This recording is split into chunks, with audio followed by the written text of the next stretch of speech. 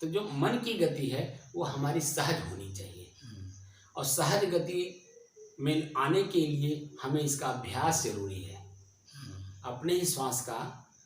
और कितने रूपों में हमें देखना है कि जैसे हम यहाँ देखेंगे, खुजली होगी, तनाव होगा, खिंचाव होगा, है ना, जो कुछ भी यहाँ महसूस हो रहा है हम उसको छेड़े नहीं, खाली देखें अलग होकर के, तो वो कितने देर ठहरेगा ये देखना। अभी तो देखो कुछ भी नहीं है, ना खुजली है, ना खिंचाव है, ना तनाव, लेकिन हाँ इतना है गीलापन महसूस हो रहा है, क्योंकि पसीना हो रहा है, तो पसीने के नाते गीलापन महसूस हो रहा है।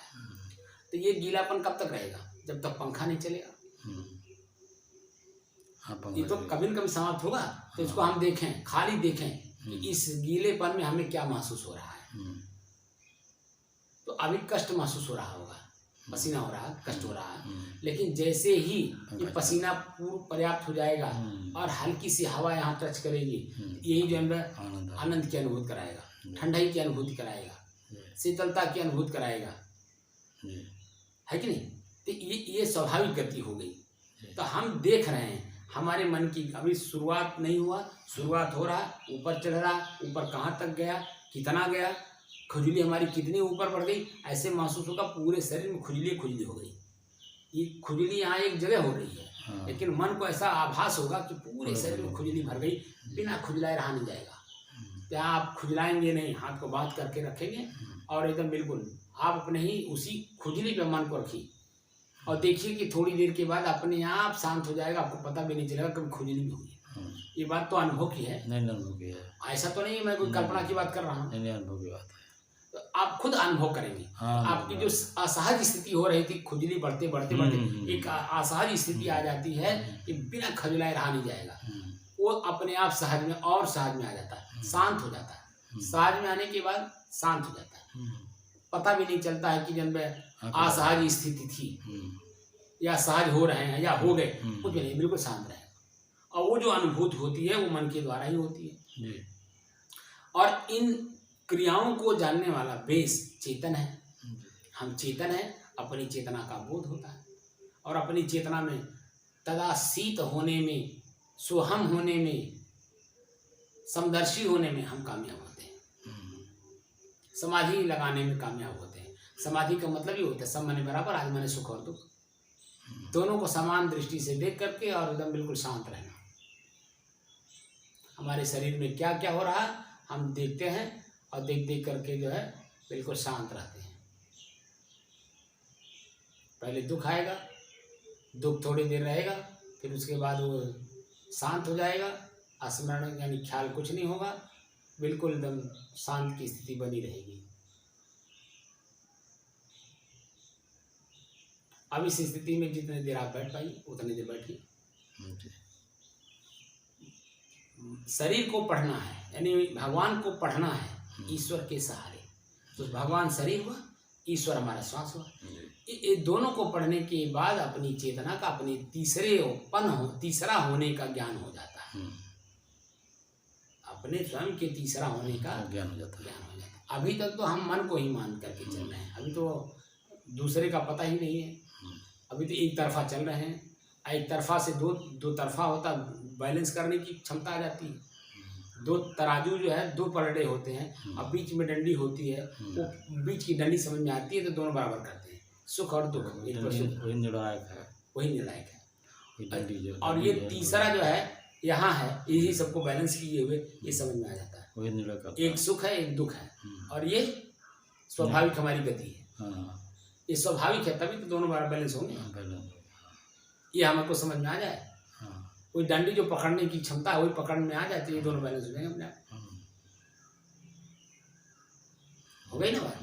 तो हमको अपनी चेतना में लौटना है, तो सुख और दुख को एकदम बैलेंस करके। बात समझ में आ गई? अब इसमें तो कोई बट नहीं है। अब वर्तमान में रहने की कला को सीखना है। मन शांत हो रहा है, तो आप एक एक परख चलिए, हमारे शरीर में क्या अनुभूति हो रही है, हमारे मन में क्या अनुभूति हो रही है, सामने वाले व्यक्ति हमारे सामने पढ़ रहे हैं तो हमारे मन में क्या उत्पन्न हो रहा है, सामने कोई जानवर है, कोई पशु है, कोई पक्षी है, उसको देख करके मेरे मन में, मेरे शरीर में क्या उत्पन्न हो रहा है। अब इस तरह से जब पढ़ करके चलेंगे हम्म, तो जिस जीव के साथ आपने जो व्यवहार पहले कर चुके हैं वही व्यवहार उसके सामने से वो निकलेगा, हाँ, उसके शरीर से वही बाहर आएगा। वही व्यवहार आपके उसके निकलेगा और आपके मन में आकर के टकराएगा। हम्म, अगर आपने किसी को प्रेम दिया होगा तो उसको देख करके मन गदगद होगा, प्रसन्नचित होगा, आनंदित होगा। अगर किसी को आपने दुख दिया होगा उसको देखते ही आपकी नज़र पड़ते ही आपके मन में खिन्नता, हम्म, दुख, पीड़ा, क्या क्या भाव उत्पन्न होता है ये इसको आप पढ़िए। हम्म, तो जब अपने को पढ़ेंगे तो उसको समाधान करने में भी आसानी होगी, क्योंकि क्रिया का प्रतिक्रिया होगा। जैसे ही आप जान गए कि इनको देख करके दुख हो रहा मन में, तो वहाँ सुख में बदलना है तो क्या करना, नम्रता का भाव देना है। अरे भैया नमस्ते, अरे भैया नमस्ते, प्रणाम, अरे कोई गलती होती हो तो क्षमा कर दिया करा, हम तो आपके सामने बच्चे हैं, हम तो कुछ भी नहीं हैं, आप तो श्रेष्ठ हैं, पूजनीय हैं। ये भाव कह करके जो भाव उत्पन्न हो रहा है इस भाव को हम समाधान कर सकते हैं। मन को देख करके भागने का मन कर रहा है, न देखने का मन कर रहा है, मन में ईर्ष्या उत्पन्न हो रही है, जो भी उत्पन्न हो रहा है तो वो भाव खत्म हो जाएगा, तो क्या होगा, अच्छाई आएगी। और जब अच्छाई मन के अंदर में आती है तो क्या होता है, जैसे हम साधना करने बैठते, श्वास को देखने बैठते हैं, वैसे अपना मन तुरंत वो इस पे आके लग जाता है, सांस पे लग जाएगा, तुरंत सांस पे लग गया और तुरंत शांत होकर के, क्योंकि मन में कोई भेद है ही नहीं, कुछ भी नहीं रह गया, बिल्कुल शांत। कोई टेंशन है नहीं, शांति है। अब ये सब गहराई की बातें हैं, अनुभव की बातें हैं, नहीं सही गहराई, बहुत बहुत गहराई है इसमें, बहुत गहराई है। क्योंकि खुद को खोदना है। अगर इतना द्वंद्व नहीं रहेगा था फिर कहाँ द्वंद्व रहेगा, नहीं रहेगा। हम कोई किताब पढ़ लें, वेद पढ़ लें, कुरान पढ़ लें, बाइबल पढ़ लें, थोड़ा फायदा होगा तो नहीं तो फिर हम किसी मनुष्य को ईर्ष्या करने की सक्षमता आएगी, क्योंकि हम खुद की किताब पढ़ रहे हैं। हम बाहर की किताब, जितने भी बाहर की किताब बने हुए हैं उस स्वयं किताब में यही बात को संकेत किया गया कि खुद इसको पढ़ करके खुद अपने जीवन में धारण करो। तो खुद को जब पढ़ेंगे तब ना धारण करेंगे। तो हम खुद को पढ़ ही नहीं रहे, किताब पढ़ रहे हैं तो ईर्ष्या हो रही है, अरे हमारे कुरान में ये लिखा, हमारे वेद में ये लिखा है।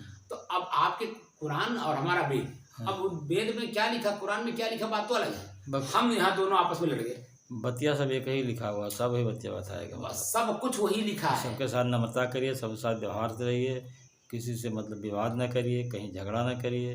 किसी किताब में लिखा कि आपस में झगड़ा करिए, कहीं कुछ कोई नहीं है। किसी भी चाहे, तो वो बातें समझ में आ जाएगी ना। हम अपनी किताब तो पढ़ते नहीं, तो पढ़ते थे किताब में लेकिन झगड़ा करते हैं, तो तब वही कह रहा ना, तो उसको पढ़ने से क्या फायदा।